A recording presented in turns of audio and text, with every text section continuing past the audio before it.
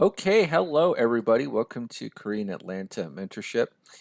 In this video, we're gonna review the phrase "the tail wagging the dog," and I don't know if you ever heard of it before, but it basically means that it's someone who's supposed to be in a powerful position or leadership position is being controlled by someone who's in a lesser position, right? I don't know if you ever heard that phrase before, but a lot of people set themselves up for failure, even though they're in a leadership position, because what happens is that tail ends up wagging the dog, right? So whether you're a landlord or an employer, happens all the time, and the power dynamic gets skewed, and you don't want to set yourself up for failure, right?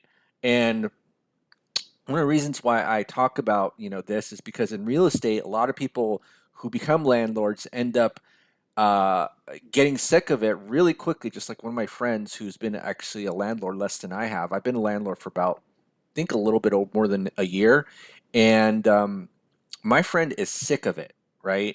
And that's because my friend is in a situation where the tail is essentially wagging the dog. Bought a triplex in a big city. I don't know why you do that, but um, we're going to kind of go more into that discussion. But one of the things I learned from my real estate mentors is that he has over 40 properties, cash flowing about 40. I think he's about 40 grand a month. That's what he told me in small town Georgia, right? So near the lake, beautiful place, small town Georgia. And one of the things that he talked about is that when you're ever doing a real estate transaction, don't just do a pure rental, okay? What you want to do is make sure that whatever the tenant does, okay, you end up winning, right?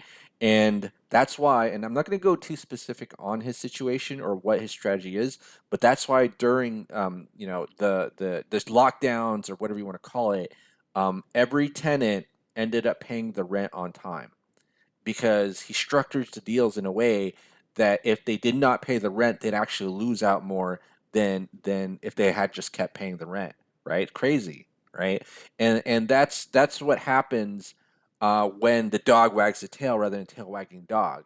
Okay, so you want to make sure that whatever when you're in a leadership position or a position that implies some sort of power, that every sort of transaction that you have, whatever the other party does, you end up in control.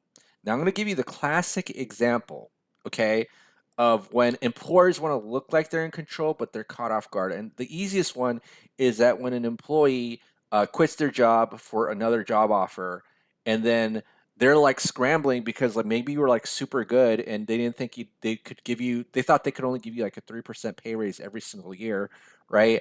And then now they're like counter offering you with a better title or more money, and it's like, where'd this come from? And that's because they got too comfortable, right? They just got way too comfortable thinking that you just stay where you at when you know what you're worth, right? It's kind of weird how that works, but that's the classic situation of the tail wagging the dog, right? And I'm gonna tell you what I think the cure for this is. Tr- you have to develop training programs, right? Robust training programs because think about McDonald's, right? Like, you ever hear the first? I'm not the first. You ever hear the term system-oriented business, right? I think that originated with McDonald's in the sense that every single person is replaceable because you're just part of a system. Now, I know that there's a lot of companies out there who have systems, but their systems are not really that robust where every single employee could be replaced. So, hey, you're out of here. That's cool. I'm going to take in another employee and just put them part of my system. So no matter what background, language, ability that they are, I could just easily replace them, kind of like how McDonald's works, right? Or theoretically it should work. The next one, and this is just from a landlord's perspective, is that you have to remind the tenant when the rent is due, especially after, they're late on the rent, right? And so there's kind of some things that I've learned about this. One of them is learn how to structure a deal properly. There's various strategies you can use, just like I talked about my real estate mentor, about how you get them excited to rent from you, and if they actually don't pay, they're going to lose out more than if they just keep paying, right? The other thing too is that you have to have make sure that you select the right tenant. and I've said this in many other videos before, that when you have a rental, you have to be okay with, or be in a position with the tenant not paying rent, right? And why do I say that? It doesn't mean you look for tenants who don't pay rent. It's that you have to be in a position, if the tenant doesn't pay you rent, you'll be okay because you're going to kick them out and then find a new tenant who's going to pay rent, right? I know, like it's kind of like, how they say, like, when you're doing sales, if you need to if you need to make sales, and that's going to determine whether you either or not, like, the your prospect can, like, sense that you need the sales, so therefore they're never going to buy from you. Same thing with, like, renting. Like, I'm really serious about this. Like, I honestly think if your tenants can sense that you getting the rent is the difference between, like, you eating and not eating, that's when they'll start to play games with you.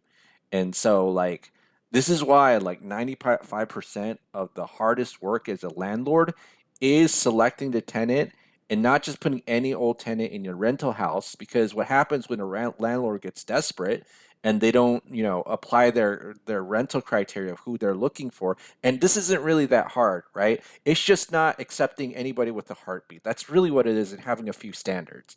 But once they do that, they don't do that. Like, they just put any tenant in.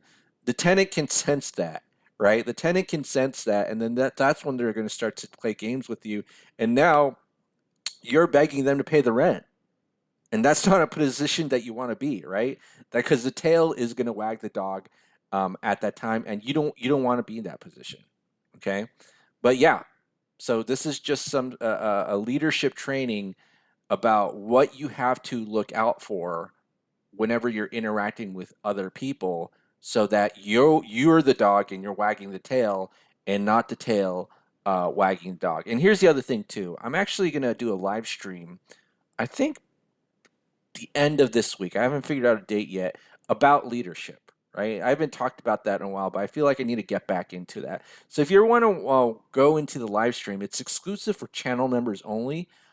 Click the join button. I'm gonna make advertise it, or do a shout out to it right before the end of the week. I haven't figured out the date yet, but you could join the YouTube channel, 99 cents per month. And also, if you're interested in actually learning with us financial literacy and real estate investing, go ahead and click the Google form link below. Other than that, have a great day and good night.